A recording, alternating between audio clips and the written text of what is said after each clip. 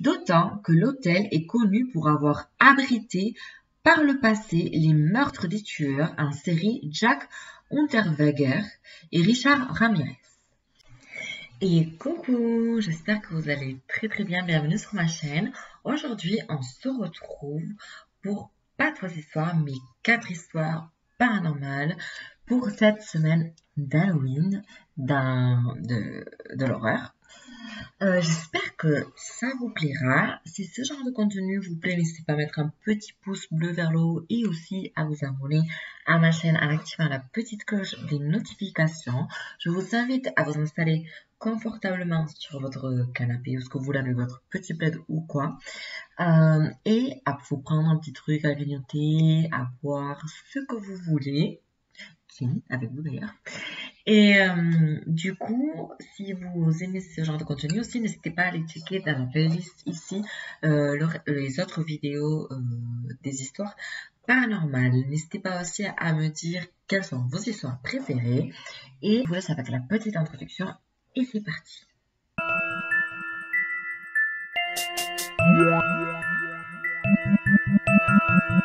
La Micheline. C'est un petit train charmant qui parcourt la montagne. Avec la locomotive rouge, il semble sorti d'un jeu d'enfant. De fait, les gens qui travaillent et qui sont attendus ne le prennent jamais. C'est plutôt pour les touristes. Pour ceux qui ont le loisir de se perdre, pas besoin de réservation ni même de ticket.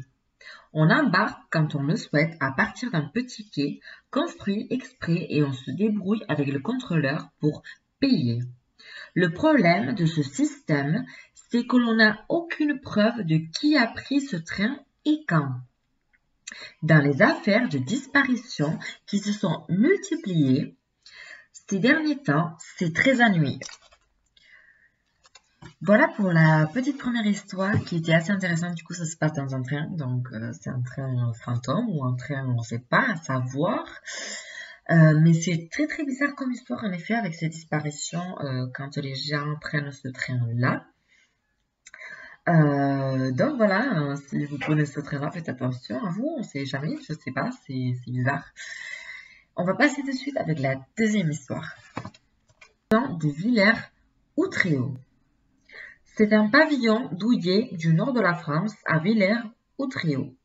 Stéphane Larminier y vit paisiblement avec sa famille depuis 2 ans, jusqu'à ce qu'il décide d'abattre l'arbre qui bouche le paysage. Dès le début de l'entreprise, quelque chose cloche. L'arbre n'est pas bien épais et pourtant il résiste. Le moteur de la tronçonneuse prend même feu. Mais Stéphane ne se laisse pas impressionner et après en avoir acheté une autre et changé plusieurs fois la chaîne, il en vient finalement à bout. Toutefois, quelque chose a changé dans la maison. À partir de ce moment, les membres de la famille ressentent comme une présence.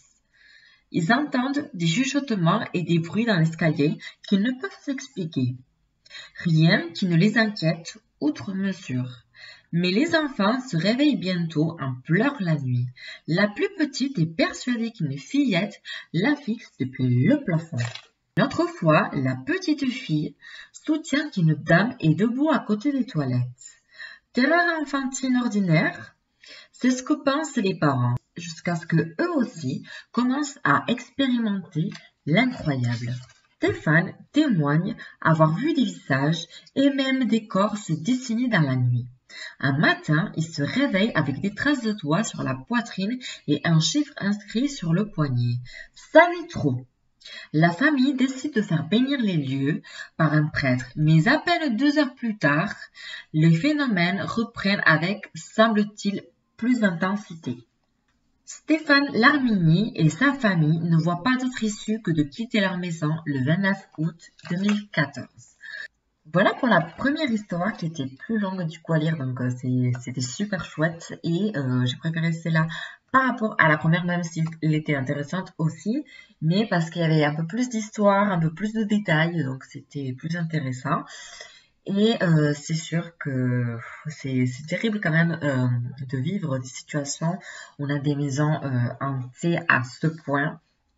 Donc voilà, il est possible que ce soit hanté, mais qu'il n'y ait pas forcément des mauvaises entités ou quoi, mais parfois oui, tout dépend, les énergies de la maison.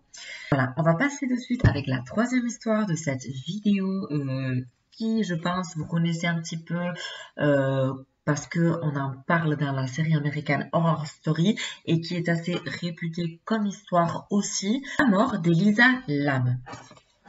On signale la disparition de la jeune Elisa Lam au début du mois de février 2013. L'étudiante de 21 ans, alors en vacances, cesse brutalement de donner des nouvelles à ses parents. L'établissement Cecil Hotel, où elle loge, confirme la disparition de la jeune femme. Ses parents décident de quitter Vancouver pour aider la police dans ses recherches. En vain, personne n'a vu la jeune femme depuis le 31 janvier.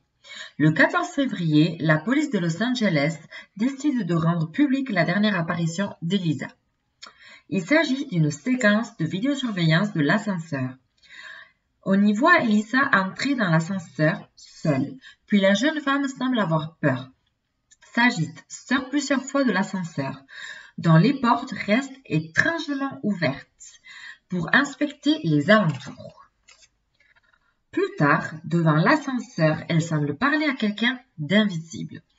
Elle est légèrement recroquevillée et semble de ses mains diriger un orchestre fantôme. La fin de la vidéo voit les portes se refermer plusieurs fois sur une cabine vide. À défaut d'apporter des indices, la vidéo ne manque pas de soulever des questions, d'autant que l'hôtel est connu pour avoir abrité par le passé les meurtres des tueurs en série Jack Unterweger et Richard Ramirez. 5 jours plus tard, alors que les clients se plaignent de la faible pression de l'eau et de son goût étrange, on retrouve le corps d'Elisa dans le fond du réservoir d'eau du toit de Cecil Hotel. Comment le corps de la jeune fille a-t-il pu se retrouver dans le réservoir alors que l'entrée du toit était protégée par une alarme? Le rapport d'autopsie ne note aucune preuve de violence physique. La police de Los Angeles conclut à un accident. Voilà pour la troisième histoire. Je pense que forcément c'était ma préférée parce que j'adore les histoires aussi d'American Horror Story. Bon, j'ai bien aimé la deuxième et la troisième. Donc effectivement, le lien que je vous mets, c'est là où on voit Elisa Lam pour la dernière fois dans l'ascenseur. Et c'est vraiment très très bizarre ce qui se passe. Pour le coup, quand ils ont fait l'enquête, il y a aucune trace de violence, comme ils disent.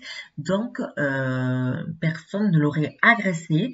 Et est-ce qu'elle s'est suicidée? Est-ce que quelque chose l'a poussée à se suicider en sachant que cet hôtel, maintenant, je crois qu'il a fermé, qu'il a voulu être racheté, mais que ça n'a pas marché, que c'était très peu fréquenté vu la réputation que l'hôtel avait, car il y a eu beaucoup de morts, de suicidés, les gens allaient pour se suicider ou quoi, et il y avait beaucoup de gens très bizarres qui allaient dans cet hôtel, donc une très très mauvaise réputation.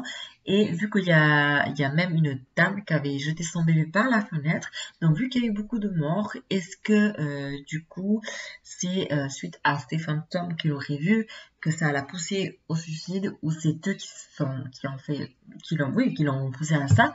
Vous me direz en commentaire ce que vous en pensez.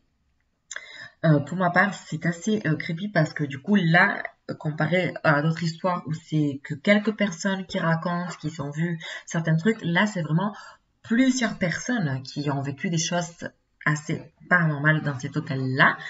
Donc voilà, on n'aurait pas envie d'y aller personnellement. Et puis voilà, on va passer avec la quatrième et dernière histoire de cette vidéo. Le deltaplane. Jeudi 24 mars 2011, à 16h, un avion de ligne qui transporte 400 passagers s'apprête à descendre sur Gardermoen, en Norvège, quand les pilotes remarquent la présence d'un objet volant triangulaire de couleur verte. Cet objet, qui, d'après le commandant, ressemble un peu à un deltaplane, se trouve en plein dans la trajectoire de l'avion. La tour de contrôle contactée ne peut confirmer l'information. Elle n'a rien de tel sur ses radars et n'a connaissance d'aucun engin de ce type volant dans la région. L'avion est dérouté et le mystérieux objet volant reste avec lui pendant une quarantaine de secondes avant de disparaître. Pour la quatrième et dernière histoire qui était plus courte, forcément les deux histoires précédentes étaient plus longues à lire, et vu que c'est des histoires courtes déjà. Donc du coup, voilà, mes préférées étaient la deuxième et la troisième. Vous me direz quelles étaient les vôtres ou quelle était la vôtre. Et je vous laisse aussi en barre d'infos le lien de ce livre si ça vous intéresse de la voir, car je trouve que les images en plus elles sont très très bien aussi. Donc voilà, j'espère que ça vous aura plu. Nous on se retrouve bientôt dans une nouvelle vidéo. Ciao ciao.